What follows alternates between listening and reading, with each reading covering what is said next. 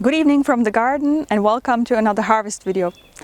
It's the end of May, so it's been about 4 weeks since we filmed our last harvest video at the end of April, and what we're harvesting now is already very different from what we were harvesting then. That means it's time for an update, and I want to start with the crop that we're most excited about at the moment. The whole family is most excited about, and that's strawberries. So let's have a look at those. This is our strawberry bed, and as you can see, it's not even covered or netted. Last year we netted it against birds, but then something, probably rats, ate their way through the netting and ate our crop of strawberries, most of it anyway. So this year I was planning on making cages with wire mesh and never got around to it. The strawberries started ripening quite early because of the warm weather that we're having. So I was resigned to not having any strawberries this year, and we're having the best crop ever. And nothing is eating the strawberries. So I hope you can see it. There's some beautiful ones here. The variety we're growing is called Vitasanta. It's a really weird name. Vimasanta. Okay, I'll put it on the screen. I will look the name up. I think it was Vimasanta. It's a really weird name. It's a cross of two well-known strawberry varieties, El Santa and Corona. And it is really, it bears a lot of fruits. It's very rich bearing. The fruits are large and sweet, but it does not keep well. So it's not, I don't think it's really grown commercially that much, but it's perfect for home gardeners who just want to have really good sweet fruits.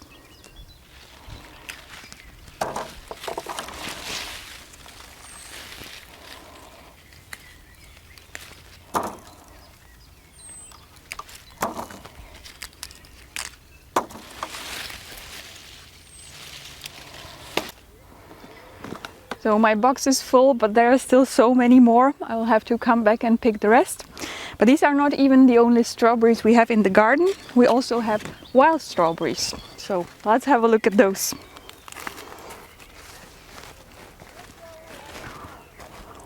I have planted wild strawberries as a ground cover in my permaculture cottage garden, which you can see behind me. And they have completely taken over, and within 2 years they have covered the ground and are now spilling towards the kitchen garden. So if you plant them, then think about the place where you're planting them, and to be sure that you really want to have the ground covered with wild strawberries there. As you can see, they're tiny, much tinier than the garden strawberries, but the taste is also much more aromatic, and they are a real treat. Unfortunately, of course, it takes quite a long time to pick a lot of them. So I was planning on taking our daughter with us to do this, but she refused. So she's not getting any wild strawberries, I think.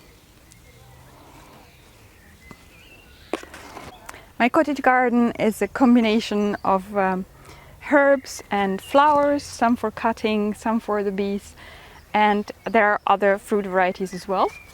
The cherry behind me is almost ripe, but of course the question is whether we will get to harvest it. There's another berry that is already ripe. I showed you the bushes when I did a tour of my parents' garden, but then they were not ripe yet. We have 2 bushes here of honeyberries, or huskap as they're sometimes also called. You need 2 varieties for good pollination, and the varieties that I have here are called Duet and Atut. I'm sorry, I don't remember which is which. And you can see the way they grow is quite different. They were planted 2 years ago, and they gave us some fruits last year, but many more this year. You have to lift the branches to see the fruits, so that might be a reason why the birds have not found them yet. And they are the earliest, apart from the strawberries, they are the earliest ripening berries. This variety is quite long, the berries, and the other ones are more rounded. A bit larger maybe. I don't know what, yeah, they're more rounded and a little different shape. If you have not tasted them yet, they're often described as like reminiscent of blueberries with a hint of raspberry maybe. They need to be really ripe to taste good, but that's the same for most fruits. Another crop that I'm really enjoying at this moment is lettuce. If you watched my 18 goals video, then you know that lettuce trial was one of my goals. This is the scope of it. We have 8 different varieties. I was planning on doing more, but 2 of the ones that I sowed did not even germinate. So it's what it is. But I like the variety of leaf shape and colors, and also the variety of taste.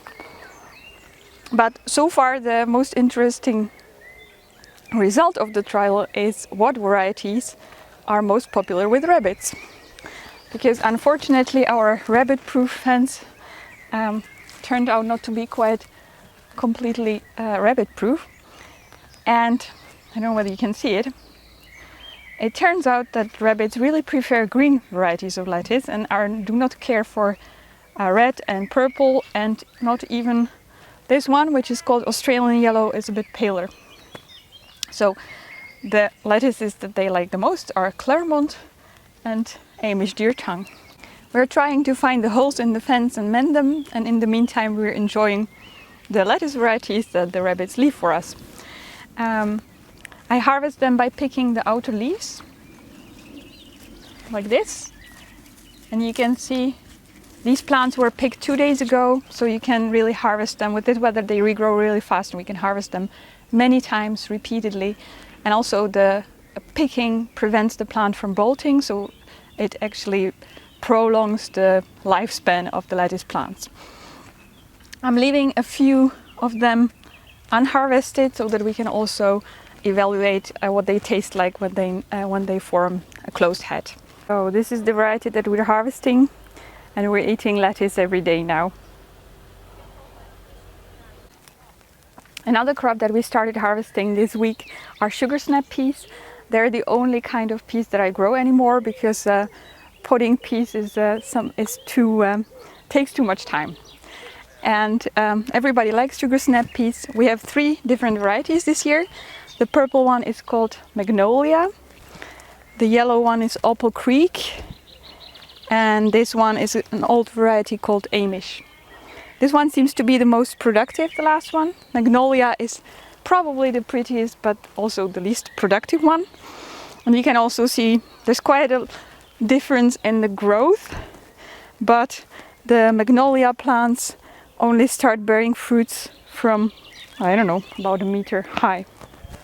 And I also want to point out these trellises that we made following a tutorial by Patrick Dolan from One Yard Revolution. It was a great tutorial, and I'm really happy with the trellises, with how sturdy they are. In the past we have always made supports from reclaimed materials, and they worked okay, but they were never quite sturdy enough. So now we invested in the materials and built a really good support for the piece, which can be reused over many, many years. The 2 herbs that we're enjoying the most at the moment are 2 annuals that are really good at self-sowing, and that's dill and chamomile. Dill we pick for salads and for fresh eating, and chamomile we dry for tea. Or of course you can also make tea from the fresh flowers. The picking is really time consuming, because you need to pick the flowers without the stalks, which would make the tea taste bitter. And it's also the reason why the tea that we harvest and dry ourselves is much sweeter than the tea that we buy. I let the plants self-sow throughout the garden, because they're also really good companion plants for vegetables.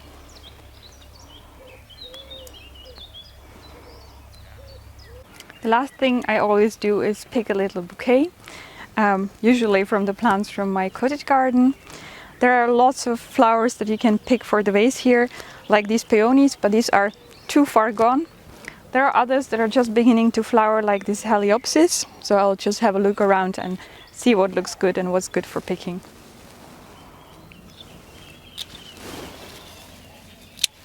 Here's my bouquet. I even found one peony to put in it.